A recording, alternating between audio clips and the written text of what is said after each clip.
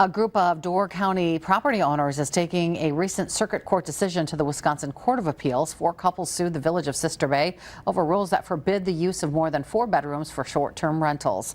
Earlier this month, the Door County judge ruled that the village can enforce the rules that limited the number of bedrooms allowed in STRs. The homeowners asking an appeals panel to decide whether the limit violates Wisconsin's right to rent law and whether homeowners who previously used their bedrooms should be grandfathered from any new ordinances, and also whether the approval of a building permit will nullify those new rules imposed by the village of Sister Bay.